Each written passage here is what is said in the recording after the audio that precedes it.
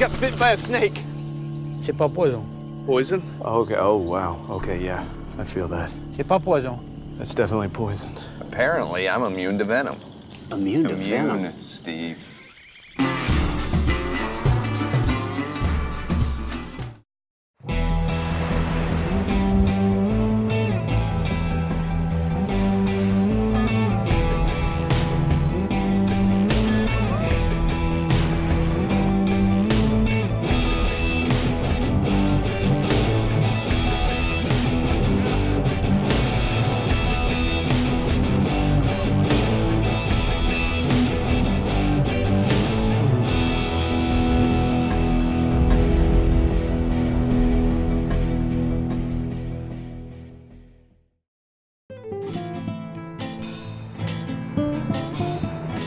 After many months of work, planning, building, and dreaming, it was now time to cross the southern border of Mexicali into Mexico. We're going to make our first border crossing in just a few minutes here. Look at that line. Let's get back in the U.S. Let's not come back. It was exhilarating, to say the least, and within minutes we pulled out our Spanglish and started the border process of getting ourselves and our vehicles properly into Mexico.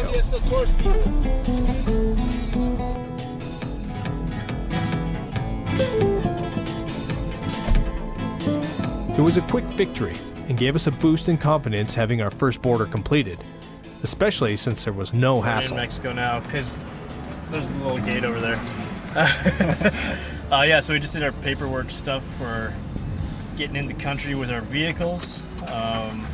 It's pretty smooth, actually. You know, it took a little bit of time, but they're really nice, good people. I had this idea in my head of it'd be like going to the DMV and working with people there, you know? Totally different. It was a really good experience. So now we're gonna motor into Baja, see what that holds for us. The stark separation of countries is intriguing. Two powerful entities separated by an iron fence. It's amazing how fast the driving conditions deteriorate in just a couple of miles. Now that we're over the border, we're into Mexicali, and things are changing. Or wait, we're in Clexico. Wait, where are we? And on your right, we have a big tall fence that you do not cross. Yes, that was a pair of pants stuck at the very top. It's easy to spot the bare naked boy. We are about to find out what's greener on this side of the hill. Food is a good place to start. We crash-landed into a mistaken seafood restaurant, thinking it to be a taco stand. I'm getting that. So which one's the gnarliest? This one has a weird... The one that you gave to Clay. The hot sauce war started right away. You know, the common gentleman's game of who thinks who is tougher than the other guy. I want to get it out. Personal experience tells me to stay out of this one. And after all, I don't think there's ever a true winner. Everyone ends up paying.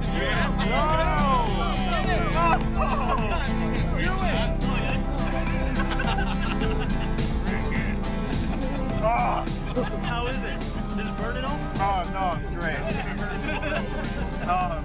Mi caca. Spicy here, spicy there. These guys will most likely pay the price in a couple hours.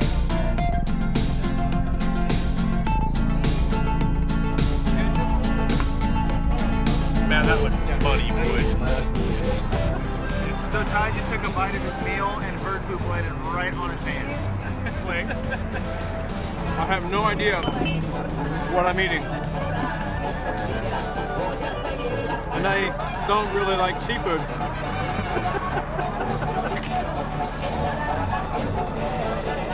But you're still eating it.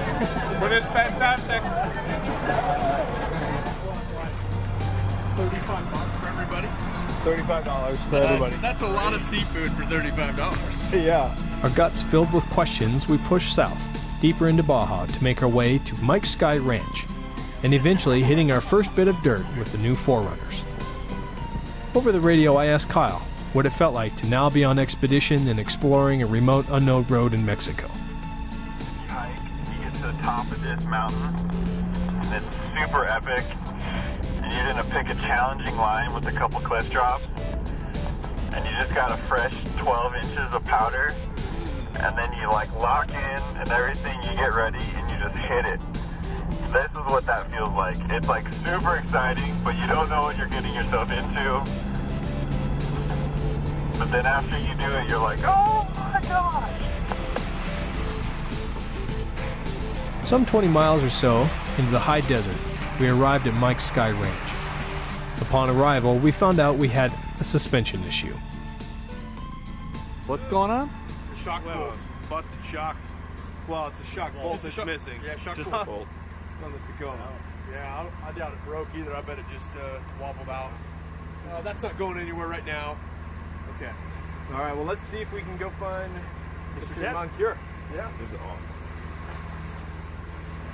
Right on. All these fools. Oh, look at that buggy. Oh, it's up here, go find Ted. I've heard a lot about Mike's Sky Ranch over the last few years, and being here seemed to check off a special box.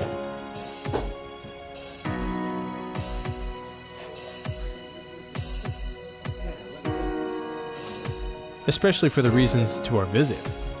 To meet up with TRD's lead design engineer and our friend, Ted Moncure. How you doing? Yeah, Hey, Ted, Kurt. hey, how you doing, Kurt? Good to see you too. Yeah. Hey, I'm Ted. Nice to meet you. And this is Toby. Hey, Toby, how you doing? Good, how's it going? Not too shabby, man. We met Ted last summer at FJ Summit in Ouray, Colorado. There, we were able to spend a little time with the TRD team as they put some prototype TRD Pro 4Runners through their paces.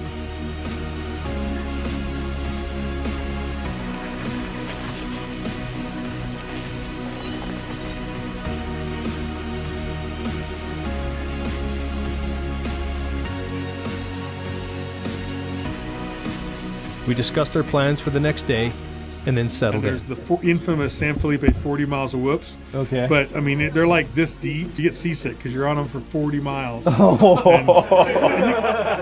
Get the flavor of San Felipe, because when we tell people you went to San Felipe, they're all going to go, oh, did you go through the 40 miles of whoops? You can say, well, I did the whoops from zero to the dump. Okay. But I didn't want to, I felt like that was enough for a lifetime. I needed to save my shocks for Panama and back. You don't want to break it on day one. Yeah. Except for Kurt, he already broke it on day one. Bottom shock bolt. Yeah. I got you. That's an easy fix. You're right. Yeah, so Mike is the owner in there. Okay. In the bar. He's Mike Jr. So the cool thing is, you see the door of the old race car over here? I did see that. That's a VW Bug that his dad raced in one of the early Baja 1000s. So this place was a hunter's club. It was not about dirt biking or off-roading or anything. It was just about hunting, and then his dad raced in Baja, and then over the years, you know, less hunters started coming and more dirt bikers and off-roaders, and so that's how it became famous. Well, this place is a gym. Reminds me of chicken a little. It's a little like chicken. It does. A little bit Yeah. chicken Alaska. Is there underwear on the ceiling? No. I saw her panties in there somewhere in the bar. How sweet is this place? Outside, we gave Ted the tour of the newly built rigs. Yeah, happy about that. Platinums Yeah, it in looks there. so nice. Oh yeah, I got the light bar back there behind the grill. Yeah, it's got a 40. We were just commenting down going through here that just all the lights and the new technology that's out there and how this just has changed our world. Advice and wisdom started to flow right away from this Baja winning racer. Actually, with good light, it's better to drive at night than it is during the day. Yeah. Because it gives you this tunnel vision. Yeah. Everything that's not important is now black. You can just focus on what's important. You can see it all really well, and then you don't worry about what's not important. Right. Like all that beautiful scenery that you're missing. Yeah, that's you not know? important. Well, you see it during the daytime. Right. So during the daytime, you look at the scenery. Nighttime, you go fast. But you guys have done a great job on these things. Look really cool. The following morning at breakfast, we realized that two Baja 1000 rivals were sitting at the same table. Kurt and the Kangaroo Racing team had competed toe-to-toe against Ted and the Toyota Tundra team in their Land Cruiser 200 series. Cinderella story is the Land Cruiser guys out of Utah keeping the pressure on us the whole way. So we never could get comfortable and just take it easy. 3, 2, 1, it's you, Mark.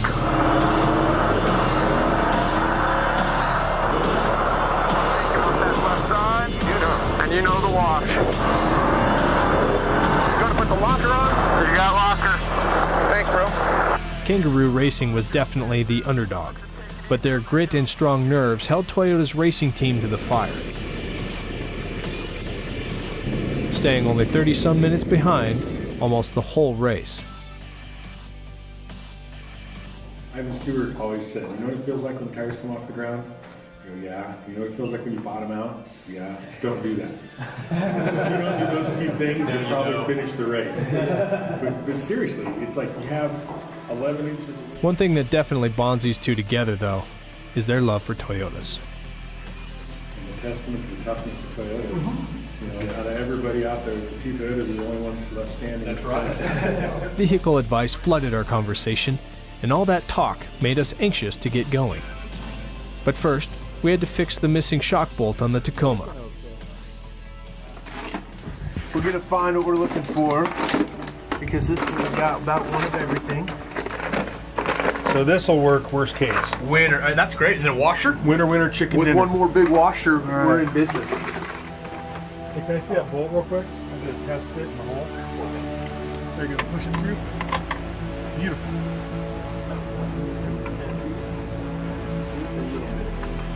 That'd get to Panama. There you go. If you had to. That's right. Look at that. Ted, is that how you guys engineer? That's basically how it is at Toyota. Painted to fit, painted to match.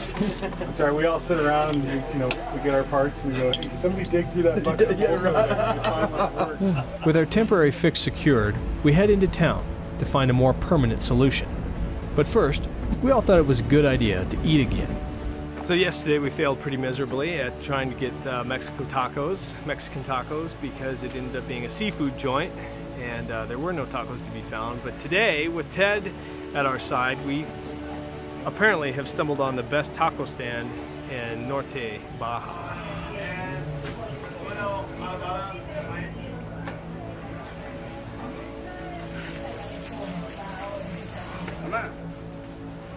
With a fantastic lunch between us, Ted and I discussed what it must be like to be an engineer for one of the world's finest auto manufacturers. I lead a team of guys that are all motivated and passionate about performance and about trucks, and about making the best truck for people who want to go out there. Plenty of people who tell you who don't understand why we go to the lengths we go to in developing things, and they always love to quote the stat that 90% of our people never go off-road. And I go, yeah, but 10% of our customers do go off-road. Sure. But if you design it for the 90% that never go off-road, then the 10% are left stranded in the middle of nowhere. Right. It's been really cool to personally see behind that big corporate veil and find out what you always hope for, that there are incredibly passionate people that believe in what they are doing behind the products that you love. Case in point, Ted took personal vacation time to meet us down here and talk shop. There you go. Now everybody who comes here knows that this taco stand has the TRD Pro seal of approval.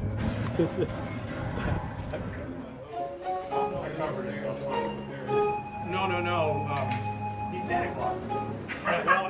Hold on. You gotta Smile get over here. to Hold me. I'm videoing it. Hold me. Oh, my hernia. With Toby's Christmas list delivered, it was time to hit some of the Baja 1000 race course. But first, we needed to get more of a permanent fix on the Tacoma. We got rid of our Mike Sky Ranch fix, which was a combination of odds and ends, nuts and bolts. And we put some proper hardware on there from a great hardware store here in Valley de Trinidad. So we're back in business. We're 100%. And some spares for the road. Now on the course, Ted wanted to teach us a thing or two about our vehicles and instruct us on driving techniques. I don't want to get fired because I came down on my vacation to Baja to hang out with you guys and said the wrong thing. No, that's perfectly fine. This is Baja 1000 race course that we run every year, so it's a little bit whooped out. Just basically remember to have a good time, but don't use up all your wheel travel. So if you feel the car bottoming out, slow down. Sometimes you can, if you're going a little bit too slow though, you get too much body movement, you can actually give it a little more throttle, and you'll find kind of a sweet spot where you're in the vehicle's natural frequency is being damped the best by your suspension. So just kind of play around 2 or 3 miles an hour on either side of the speed you like until you find the sweet spot. And the KDSS system. So KDSS will actually push your tires down more on the high speed stuff on the pavement. It'll prevent body roll, which will allow the vehicle to kind of be more confident going through windy corners. So over this kind of terrain, we're probably moving fast enough that we won't be engaging KDSS, but if we do, what it's doing is helping you to keep all your tires on the ground, to keep traction and to keep the vehicle body level. All right, guys, rolling.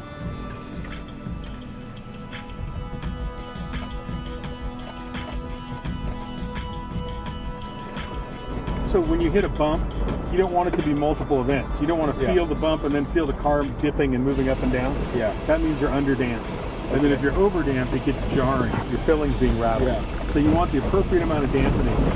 And then be looking behind it. The other thing you should do when you go through loops like that, just dab the left foot slightly, and what that does is on the far side of the loop, it'll bind everything up a little bit, and it'll prevent that weight transfer that's causing your vehicle to pitch back and forth.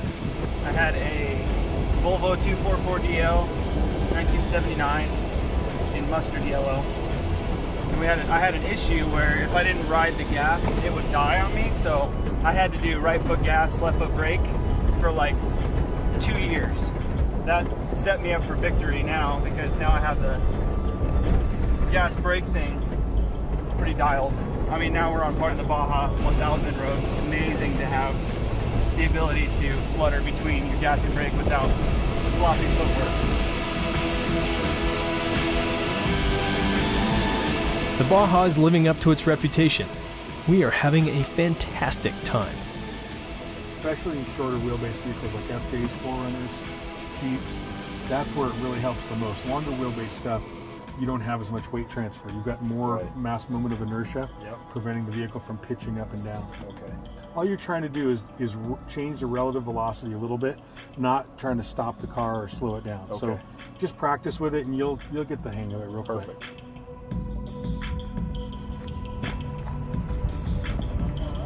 It was somewhere around mile 50 that we all realized that this year's winning Baja 1000 driver and engineer of TRD was sitting here, giving advice to us on the actual Baja 1000 course. We needed to pinch ourselves to make sure this was all really happening.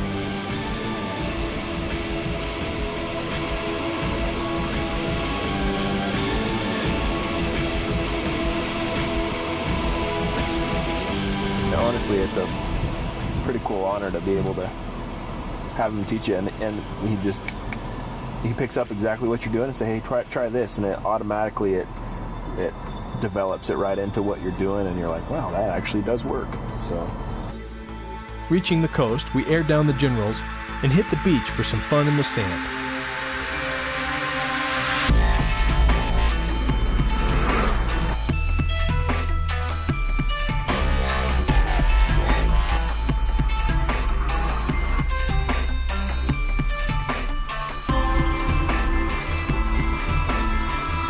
Over the radio, we hear of the first stuck of the trip.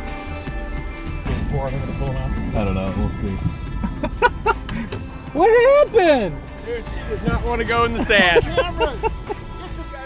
The Tacoma was sunk under its own weight in the sand. It was done. She So he sucked. just dug in for the night. Yeah, I dug in. We're here. We'll just camp right there. We know where we're staying tonight now, huh? Our tent's gonna be a little lower tonight. Yeah. Big roast, yeah.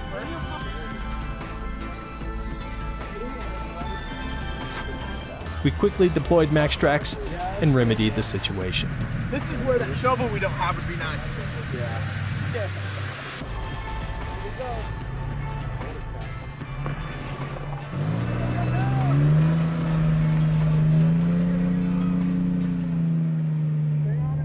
We are currently headed into San Felipe right now. We are gonna head into town here, maybe look at getting some dinner, and then heading just outside, just south of town to go find a camping spot on the beach tonight. So the first camp night on the beach. Hopefully it'll be a little warmer than last night, because last night we all froze. San Felipe was alive and full of life. The culture of Baja was all around us. Street music, vendors, all filled the atmosphere as the locals enjoyed the last of the day's sun.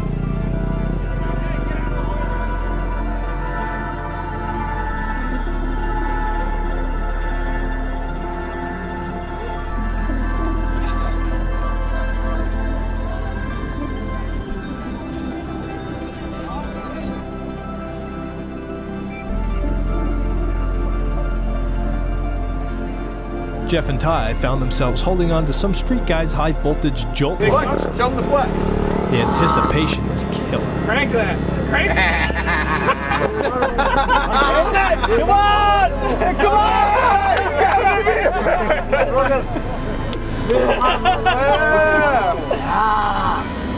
Okay.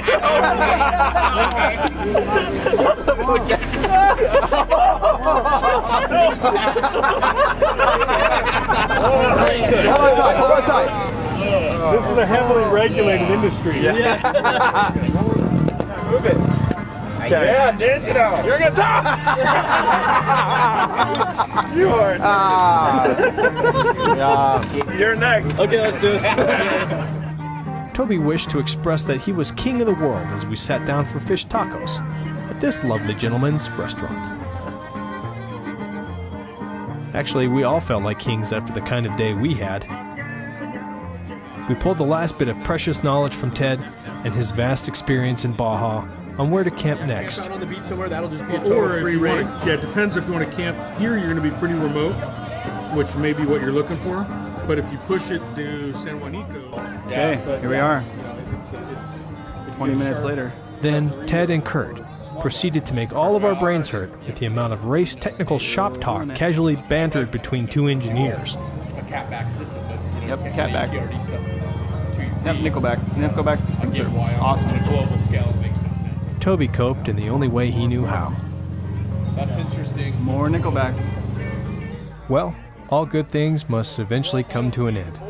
It was time to say goodbye to Ted as he returned home, back to the U.S.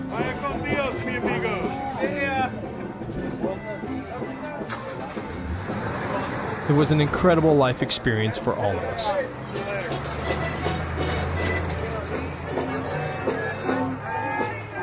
As we headed to our trucks, we found another issue with the Tacoma. We did something in here, and hose got resituated, and it was bumping on the belt. And probably through the Bajaing and stuff today, and especially here in the sand, it just rubbed a hole in the power steering line. I started to smell something sweet and smoky, and bless you, cameraman. Bless you. And the rest of the story's right there. Yeah, and the rest of it. The massacre is right there. The rest of the massacre. Yeah, that tells us. No, it's pretty. It didn't do any damage. It's an easy fix. We get a hose tomorrow in town, and if we can't find a hose, we could even use a socket or a little piece of pipe. And we got hose clamps. We bought hose clamps. We could tape it. It's a return line, so it's not high pressure. Right. So everything's still sweet and smoky. Yeah, it's gonna smoke till With a tomorrow. plan in place on how to fix the power steering, some unexpected news came over the So we airwaves. just got a call from Ted, and Ted has hooked us up with Ivan Stewart, who happens to be staying at his house about 30 miles south of San Felipe. So we're gonna get to meet the Ivan Stewart, hang out, talk Toyotas. Play video games. Play video games. Who knows? This guy has soloed the Baja 1000. He has driven Toyotas in many, many races, stadium truck racing. He's done it all. So this guy is We couldn't wait to get going the next day. Little did we know that tomorrow was going to be a day that some of us would just rather forget.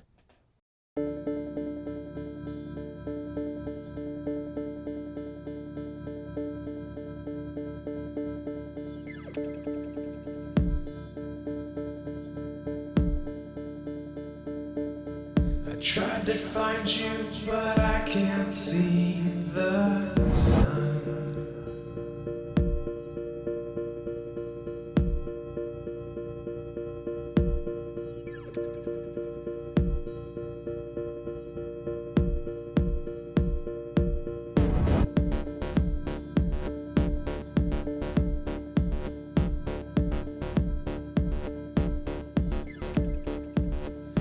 Faceless